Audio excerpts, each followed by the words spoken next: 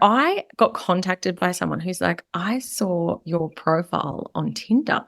Oh, hi. And she was in the Tinder app and then because my name is obviously Claire Wood, it appeared like I had a profile in Tinder and Oh she my God. screenshotted it to me. I was mortified because I just said, you choose the best Yes, selections. correct. But I presumed it would appear in an ad-like format, that it wouldn't have me appearing like I'm on a dating app. But thankfully, my former client turned friend let me know. Stop and don't spend another single cent on advertising until you listen to this. I'm Marianne Amies. This is Ready, Set, Paid Ads, digital marketing for paid ad success. Let's go. Welcome to another episode of Ready, Set, Paid Ads. Today we have Clare Wood joining us on the show, and I'll be asking Claire the question, do you ads? Claire is a business coach. She's a profitability mentor and a business owner for over 8.5 years. She's a qualified accountant, but believes in the importance of both financial literacy and mindset for business success. Through the episode today, Claire and I have a great chat about her experiences with Facebook ads for nearly a decade. We talk about how they've supported her business journey, how she's DIY'd, used agencies, and developed her own formula for success that combines a little of both. We talk about the lows, like getting completely locked out of Facebook with nobody to contact, to the highs, where one simple offer continues to drive subscriptions week after week, and from an ad that you wouldn't expect to perform well at all. We talk about her advice for business owners starting out with Facebook ads and how she has really learned to embrace Facebook ads as part of her business success. I hope you'll enjoy this chat as much as I did. I'm so excited to be joined by Clare Wood today. Hi, thanks so much for having me. Oh, my pleasure. Do you want to kick off by telling everybody a little bit about you? Yeah, for sure. So my name is Clare Wood. I'm a money mentor and I help business owners to make more profit in their business. I'm actually a qualified accountant. I'm a CPA. So I kind of dive into the business finances side, but I also am a big believer that your money mindset has to really be part of that. So I work in both those different areas to help my clients get breakthrough results. Amazing. And I love that diversity. I think I saw a post of yours recently saying that your old accountant friends or the accounting industry would be shuddering at the thought of mindset and woo-woo. But I think it's amazing to have balance, and I think it's amazing to go at it from both angles, because I know myself, those blocks, that mindset, that has such a big impact on what we end up doing and how we can succeed. 100%. So I've got a question for you, Claire. Do you ads? Do I ads? Look, I've been in business for 8.5 years. Yeah. And I have absolutely run ads on and off throughout my journey. I've got so many good stories to talk to you about today, and I can't wait to dive in. Amazing. Well, why don't you start by telling me, I guess, do you DIY, or what's your experience been between DIYing or outsourcing? What's that look like for you? Yeah, so I've done all kinds of combinations of this over the years. I've definitely done at least 2 Facebook ads courses. Yeah. And I still really struggle with actually setting them up. It blows my mind that one of the biggest companies in the world doesn't have more friendly user interfaces. So true. Think like about a lot of obviously being a numbers girl, like zero. When people first get to it, I'm like, it's so intuitive. Yeah. You can't kind of go wrong. There's menus. In Facebook, it's so complex. I'm like, why haven't they invested anything in making the infrastructure easier? So I've tried on my own. I've tried with agencies with varying mixed results. And yeah, at the moment, I'm kind of operating in a bit of a hybrid. So what I'm doing is getting my ads set up, and then I'm sort of staying across the ads, monitoring them and adapting as we go through. Amazing. Oh, I question how a company that is worth billions is never anywhere to be found when something goes wrong. You know, getting 100%. support is so hard. And you're right, like the Ads Manager platform, I think I've been working in it for probably 12 to 13 years now. And sure, it's had some cosmetic changes and things have moved around, but it's never been thrown out and reinvented. Yeah. And it is clunky and there's so many hidden things and complexities. And now with like their AI tools and their AI products, they're great, but they're even more confusing as to the decisions you're allowing it to make on your behalf. And I often see ads in the wild where people haven't turned off some of those AI decisions and now they've got some horrible headline plastered across their graphic. And it's making all these decisions for people that if the platform was a bit more user-friendly, a little bit more questions, a little bit more transparency, I think people would be able to make better decisions along the way. Well, I've got a couple of things that I want to dive deeper into here because I think there's some really good conversations. Firstly, the AI tool. So I got contacted by someone who's like, I saw your profile on Tinder. Oh, hi. And she was in the Tinder app and then because my name is obviously Clare Wood, it appeared like I had a profile in Tinder Oh and she my God. screenshotted it to me. I was mortified because I just said, you choose the best selections. Yes, correct. But I presumed it would appear in an ad-like format, that it wouldn't have me appearing like I'm on a dating app. But thankfully, my former client turned friend let me know. Yeah, gave you the heads up, got you off there quick smart.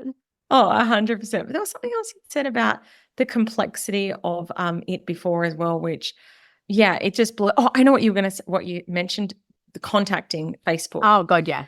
So I got locked out of all my accounts a couple of years ago. That's like my personal, my business, you name it, like ads, profiles.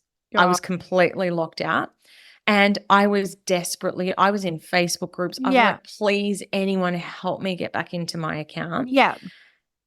I was going through LinkedIn, searching Facebook or anyone who worked at Meta and trying to you can't even contact randoms. It's like the vault. And the only way that I got in is that my cousin who's based over in the States is quite high up in Apple. Uh-huh. So I sent him this begging message. We're not even that close. I was like, please, can you help me? And he said, look, I've got a contact. I'll connect you. But then my cousin wouldn't put me in direct contact. Oh my gosh. With this guy. So all of our comms had to go. So I'd text my cousin. I said, can you just give me an email and he wouldn't. So I had to then message my cousin, who's also quite a busy, successful. Has things to do. So I'd message him and then they're in the States. So then I'd wait overnight. Then I'd get the reply. And I'm just like, can you? And also I was like, I desperately need this person's contact details in the future. He would not share with me a number, an email address, even a name. I still don't know to this day who the secret human was who got my Meta account back. Thank you, random stranger. But what kind of company can operate like that? It blows my mind. 100%. And I guess it's probably been that internal experience where someone's like, I put Meta on my LinkedIn and now I have 40,000 messages every morning with people's problems and everyone's like, don't mention you work here. But also like, don't take our money if we can't contact you when there's problems and things that go wrong. 100%. Yeah. It is. I can't, again, like if you think of other business services or personal services in your life, like who else can behave like that? Oh, 100%. Imagine your clients, you just kept taking hundreds, thousands of dollars out of their account every month. And when someone's like, hey, you were just like, there's no way of contacting me. You don't know who I am. Sorry. It's mind-blowing. Absolutely mind-blowing. And yet here we all are still in the beast playing with it. No, I know. And I think Facebook organically, obviously Instagram in that family. And then when ads came along, it has afforded people an opportunity to build a business in a way that would have been completely inaccessible to most of us, especially those that started like yourself, like myself, more towards a decade ago. What we've been able to achieve is driven a lot from the benefits of that free part of the platform. So we that's, I guess, how we're in that chokehold, because what we've gotten for free and what we've been able to do on those platforms is so huge, that impact, that then what we've had to live with and put up with is, I guess we do, because you kind of go, all right, well, if I refuse to engage with Meta as a platform, where do I go and where will I find such a large captive audience of my ideal client? I still think for most businesses that I work with, there's rarely a business where one of Meta's products don't engage with their ideal client profile. Exactly. And it's just, again, mind-blowing that there hasn't been a significant competitor that's popped up. Because I feel like it would be so easy to be able to beat the tech, the customer service. There's so much opportunity. Like, how of all of the companies and people in the world have we not found another solution? That's so true. And even like you're just thinking about you mentioning your cousin from Apple, like Apple would be primely positioned to launch some sort of direct-to-consumer platform as an extension of their brands and nail user experience. And I think what we've seen from the platforms that have grown is they're niched, whereas Facebook especially started as something for everyone.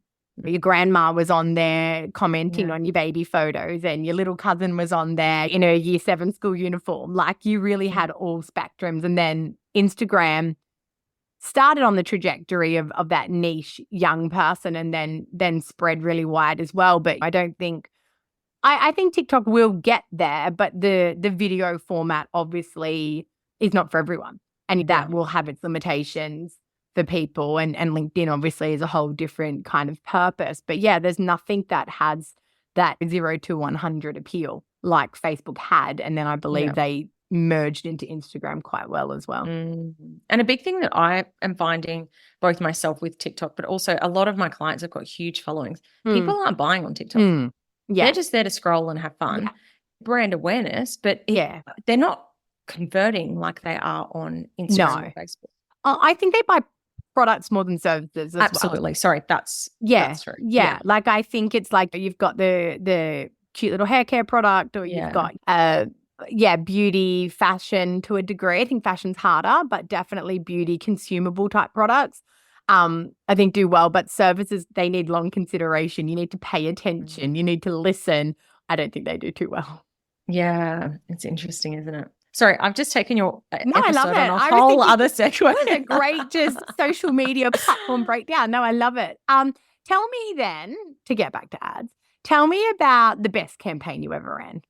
So the best ad campaign I've still got running, honestly, I still don't get it. It's my 50 money affirmations. The graphics on it are pretty, I don't think they're anything that I would go and click on. It's literally just like hey, grab these money affirmations. I'm so surprised that I'm able to get the lead cost that I am on it because to me, there's nothing super interesting about it. There's nothing super special about it. But to this day, it continues to be the one lead magnet that people keep clicking on and I keep getting a really, really great price on. This is amazing. Do you think that it's your audience targeting or do you think it's your creative that's driving it? I don't even know. I mean, I have tried so many what I thought were much more like things that my audience would jump on. Yeah. And there's just something about the simplicity of the affirmations that just seems to resonate. Again, other ads I've run before, I've got a lot of hate. I've got a lot of people going, stop selling fake, like when I'm talking about manifesting. And then with the affirmations, no one ever, all the comments are so lovely. And I'm like, why does no one, it's the same concept. It's still money mindset. But for some reason, there's lots of people saying thank you. And this resonates so much. Wow. I appreciate you. And I have made sure that the copy is really worded for business owners because I was concerned that I was just getting reach because it was hitting everyone. Yeah. But it's very clearly line one of the copy is, hey, business owner. Yeah. So there you go. Which that's interesting too. We have a client that is an equine dentist professional development service. Wrap your head around that. And we run a lot of lead gen for her. And she doesn't just want horse owners. She wants horse veterinarians. Now, as a targeting, we can't target that. It's too hard to get to. So again, it's the graphics and the copy. And sometimes she can give feedback to us. Okay, I got 1,000 leads, 40% were wrong. But when we look at the cost per lead, taking that 40% out, we still make a good result. And I think that's important for you as well. If your cost per lead is $1.50, but then once you exclude the people you don't want, it's still, say, $2, that might still be a great cost per lead. And sometimes I think we can get caught up in, but some of the leads weren't right. But it's only a problem if the effective cost per lead of the leads you want then shoots up too high. Exactly. It's hard, even though you say business only, like we say, like veterinarians only, blah, blah, blah. The little horse lover people still sign up. Yeah. What about ad fails? Obviously, you've been in business for 8.5 years. What have been some of the biggest oh no moments for you? Oh gosh, I've got so many. But one particular one that springs to mind, I'm a mindset gal. I'm all about I go all in. I don't hold back. And one particular launch, I was like, right, I'm throwing all this money. I'm going all in on ads, leading into, it was a free challenge or free webinar. I can't remember, but I was paying $150 a lead. Ooh. And I kept saying, it's all right, it'll come down. I just think positive. Yeah. And 3 days in, I'm like, what the actual is going on here? I've had multiple where it's been up around $50 per lead again, over a couple of days. And yeah, for me to be, it feels like you're tipping money down a toilet is what it feels like. I mean, on no way would you go and pay $150 for one chance that someone might show up to your webinar and then might go and buy your program. Yeah. So, that's probably like the biggest thing when you said that springs to mind is that concept. And another thing that really springs to mind, because I'm a profit gal. Yeah. Talk about profit. I talk about numbers. The funniest thing is, you know how Facebook doesn't like words and they blacklist you? Yes. I went through a whole period of time when I was with an agency where Facebook decided they hated the word profit. I could say manifestation. I could say get rich. I could say wealthy. But there was this period of time where I could not use the word profit. And trying to talk about my course, which is called the Profit Academy, trying to talk to people about how actually profit is more important than sales. Yes. Every one of them just kept getting blacklisted. Our ads account kept getting shut down. And we were trying to come up with other ways of saying the concept of profit. And I'm like, why of all the words would they pick that as, and it's not anymore. I now use it again in my ads and it's fine. But they obviously pick certain things for a period of time. Yeah, had a phase. And I mean, profit, if anything, that's the actual real business profitability that people should be talking about. 100%. For some reason, Facebook didn't seem to think so. And it comes back completely to the conversation we we're having before. And I imagine you guys appealed those decisions and you just get the generic, we've reviewed it and it's still declined. Yeah. There's no actual person you can get on a call with and say, hey, this is what I'm actually talking about. I'm not some scammy Bitcoin thing. I'm actually trying to empower people to be more. And then they go, okay, Claire, yeah, we can see that. Look, I'm just going to approve that on your account going forward. You're a qualified accountant. You're a CPA. You can talk about profit. There's no level of escalation or anything. No. And so that was incredibly frustrating. And then, of course, we end up writing this stupid ad copy, which is like more money from an accounting perspective. You end up writing something that's just like, this doesn't even make any sense.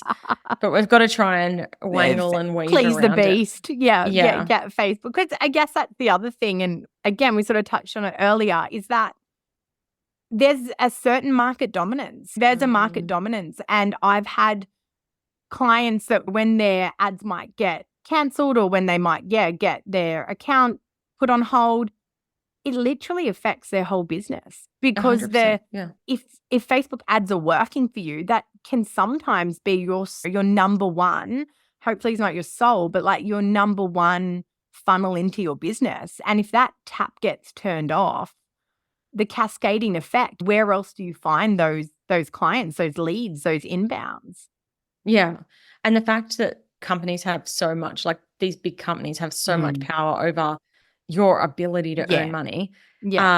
when it comes to the free side of social media, I'm like, fair enough, you're not paying for it. But Yeah. when you are paying for ads, I just find it mind blowing. Yeah. Yeah, totally, totally. Which I guess on that, outside of ads, where do you look for your leads? How else do you generate leads outside of ads? Primarily mine is through Instagram. That's Yeah. my biggest platform. And again, you're sort of always trying to weigh up, and it's really hard to quantify the quality of leads. I do speaking as well, and I Yeah. definitely find that speaking is a lot more. It shortens the know, like, and trust Yeah. funnel, I guess. If people see you speak or hear you speak on a podcast, they tend to kind of move through that know, like, and trust a lot faster. Whereas Yeah. something like Instagram, I mean, let's be honest, 1 to 5% of your audience are ever even seeing your posts. Yes. But I've been having a lot of fun in this launch on Instagram. I've really quickly grown my following just by doing a lot of silly stuff, Yeah. really. And I'm having a lot of fun with it, and yeah, getting new followers. Yeah. And that's the thing. I think organic can still work. And what I'm talking about a lot on this podcast is like a digital ecosystem. No one thing in isolation will get you there. Great Yeah. ads are fantastic, but you just touched on that know, like, and trust. And when I see a great ad, I might still go and look at your organic. Now, if you're not posting anything on organic, or if organic is completely out of sync with what I'm hearing and seeing on ads, then I start to question, can I trust this person? Or if I go to the website and it's really shitty, then I go, can I trust this person? So, and again, the emails that might come to me. So that whole ecosystem needs to work together to have that ad success as well. I 100% agree. And this is something that I get is so frustrating for small business owners, because when I'm like, you have to keep emailing your list and you have to keep posting, and you're going to have to get your website sorted, because you can get leads there all you want, but if people aren't going to convert to a website, they're not going to buy. What's the point in getting all these new leads if they're not actually going to become paying clients? Yeah. Yeah. So true. And I think, again, I think sometimes we look for the magical solution or the quick fix. I'm posting all the time organically on my Instagram. Shouldn't that be enough? Or I'm running ads. Shouldn't that be enough? My website's really good.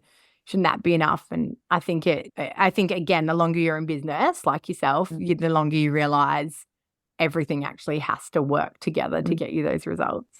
100%. Yeah. So, I mean, you're a profit coach, which is amazing. If a business owner was telling you they wanted to start Facebook ads, what would be, I guess, some of the advice or tips you would tell them? I would say exactly what you've said. Like, don't think that this is going to be the magical solution, because I definitely think that there's a misconception. I'll just put ads on. And it's like, well, that can be part of your funnel. My own experience has been incredibly mixed. There's been times when it's worked. There's been times when it hasn't.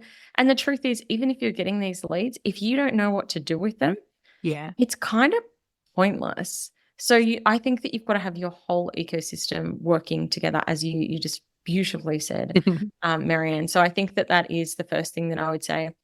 And secondly, I think just balance up, because something that I think that a lot of people forget, they go and hire these Facebook ads agencies, thinking, and they put, to me, I'm like, don't go think that you can throw all this money at ads if that's what you think is going to save the day. Because people also forget, it's not just the agency you're paying. You've then got your ad spend on top. And truthfully, like, there's going to be a lot of, and again, I don't know your experience, but there's going to be a bit of trial and error. There's going to be times where, and I can imagine being the middleman as the agency, it must be so frustrating, because you're like, dude, I did everything right. I don't know why Facebook's throwing a tantrum around the word profit. Me as the client who's paying money and being like, where are my leads? I've got to launch. They're like, there's nothing we can do.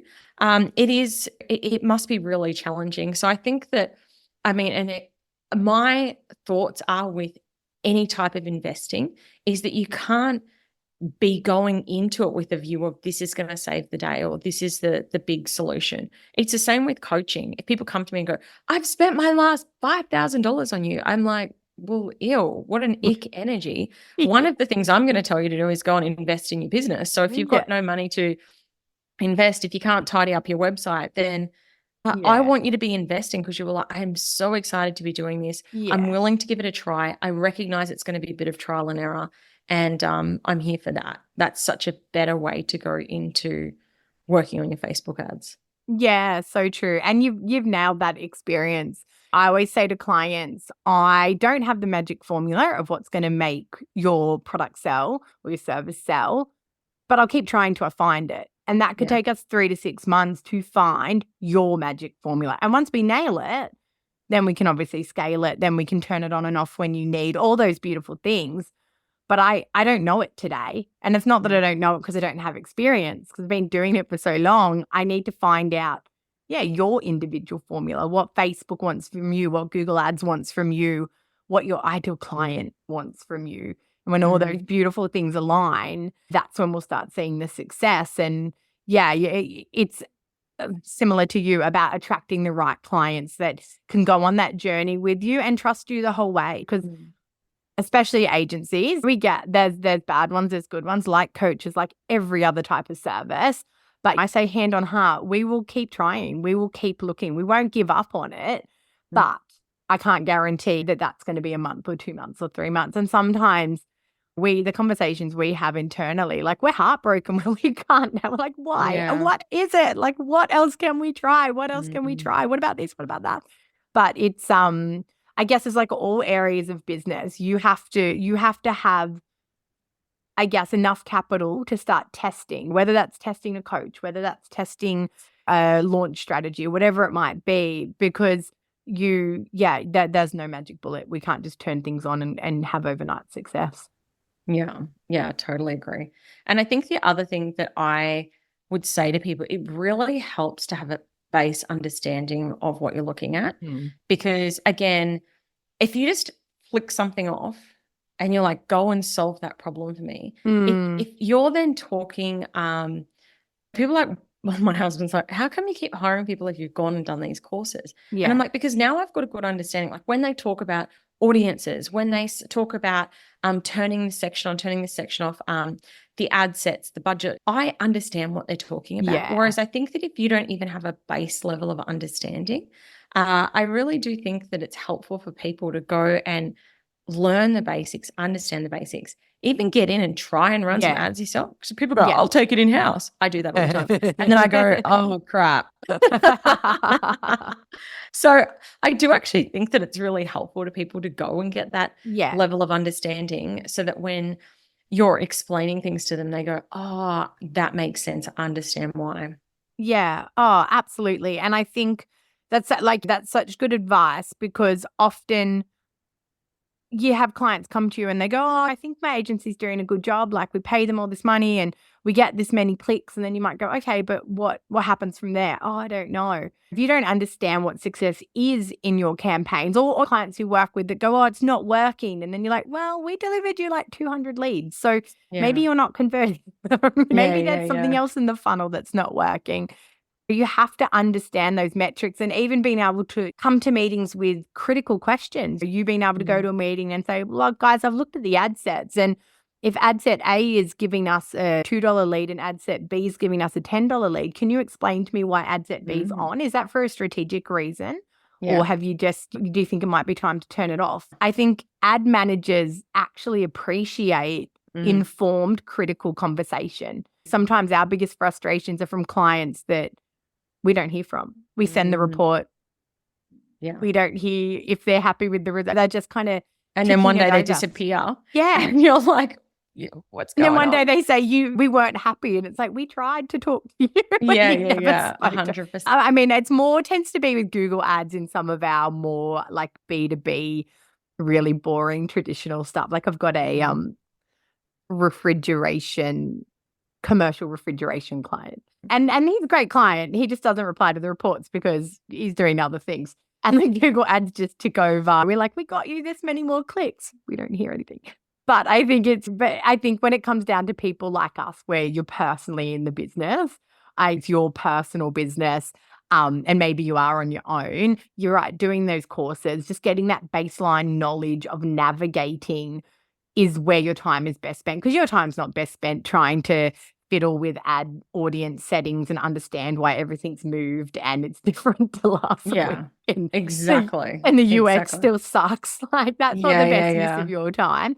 But being able to go in and go, oh, okay, looking at it, the videos where I'm just being really fun and organic are performing lots better than the carousels with too much information. I can use that information to go off and create for my organic or for new paid assets. I think, having that little bit of control and having that insight is really valuable as well.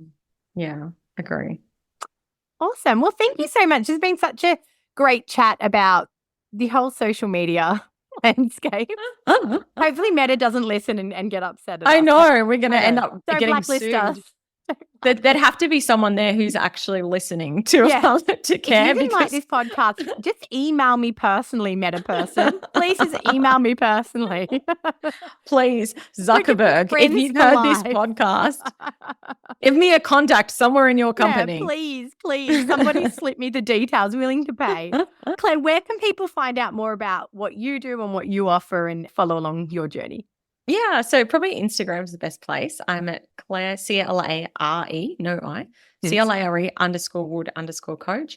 I've got a podcast called the Clare Wood Podcast, and I've written a book called Intentional Profit, which is a bestseller. So you can go grab a copy of that on my website at clarewood.com. Beautiful. Well, thank you so much. And to everybody who listened along today, thank you. I hope to talk to you again soon. Amazing. Thanks for having me.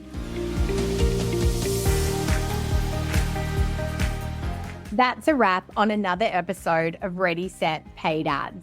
If you're looking for done-for-you services, training to upskill you in ads management, or free and paid resources to help you plan and execute better ads, head to wiseupmarketing.com.au.